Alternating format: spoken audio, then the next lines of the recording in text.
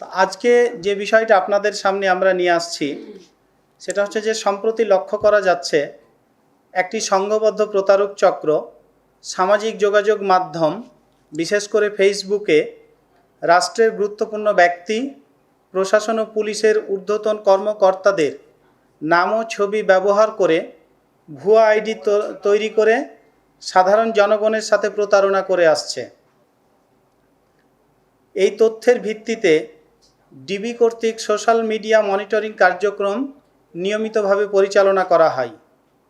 এরই ধারাবাহিকতায় অদ্য 30-3-2026 খ্রিস্টাব্দ আনুমানিক 16:30 ঘটিকায় শাহবাগ থানাধীন বাংলাদেশ মেডিকেল বিশ্ববিদ্যালয় হাসপাতালের ক্যান্সার ভবনের সামনে পাকা রাস্তার উপর গোপন সংবাদের ভিত্তিতে অভিযান পরিচালনা করে মোহাম্মদ রিপন নামে একজনকে গ্রেপ্তার করা হয়।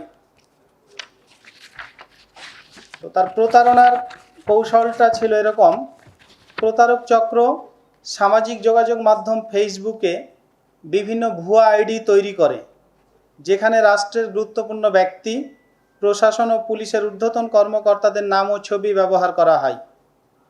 এসব আইডির মাধ্যমে সাধারণ জনগণের নিকট বিভ্রান্তিকর পোস্ট প্রদান করা হয়।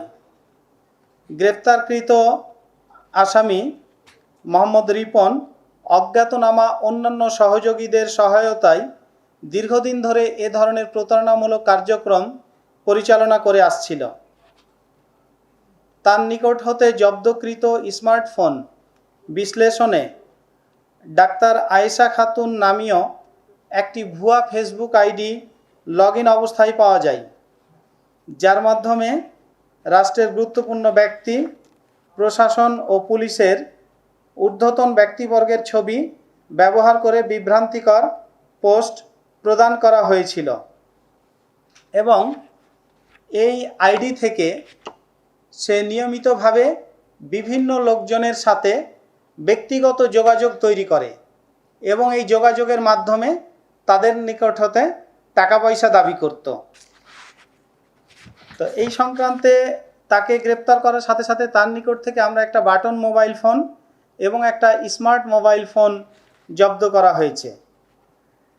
এই আসামিদের বিরুদ্ধে, এই গ্রেপ্তারকৃত আসামি মোহাম্মদ রিপন এবং অজ্ঞাতনামা অন্যান্য আসামিদের বিরুদ্ধে সাইবার সুরক্ষা অধ্যাদেশ 2025-এর 22-2, 27-2 ধারা এবং দণ্ডবিধির 171 ধারা অনুযায়ী শাহবাগ থানায় একটা মামলা রুজু প্রক্রিয়াধীন আছে এবং সেই সাথে জড়িত অন্যান্য আসামিদের শনাক্ত এবং গ্রেপ্তারের কার্যক্রম অব্যাহত রয়েছে।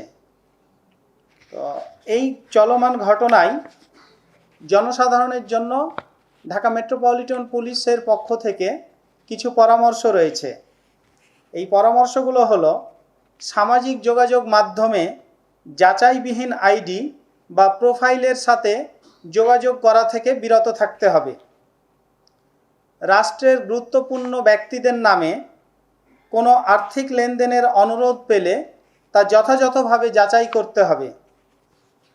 অপরিচিত যে কোনো ধরনের লিঙ্ক, ফেসবুক আইডি বা মেসেজের মাধ্যমে প্রাপ্ত তথ্যের ভিত্তিতে কোনো আর্থিক লেনদেন করা যাবে না। সন্দেহজনক কোনো কার্যকলাপ পরিলক্ষিত হলে সাথে সাথে নিকটস্থ থানায় অথবা আইন শৃঙ্খলা রক্ষাকারী বাহিনীকে অবহিত করতে হবে। আপনাদেরকে অনেক ধন্যবাদ।